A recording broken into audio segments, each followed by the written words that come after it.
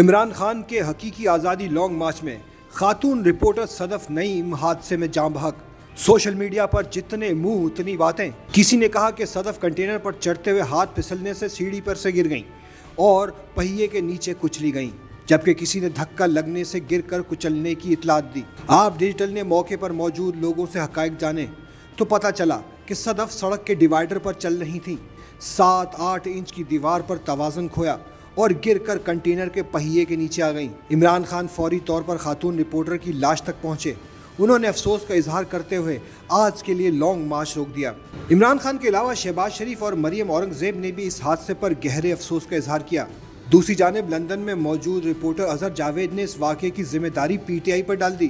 انہوں نے ٹویٹ کیا کہ عمران خان کا خونی انقلاب خاتون صحافی کی جان لے گیا۔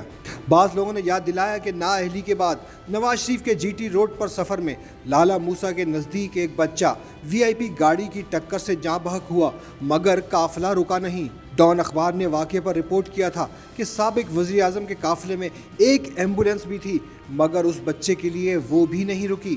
وزیر اعظم شہباز شریف نے وفاقی حکومت کی جانب سے صدف نعیم کے لیے 50 لاکھ روپے کا اعلان، جبکہ پنجاب حکومت کی جانب سے چودھری پرویز الہی نے 25 لاکھ روپے کا اعلان کیا ہے۔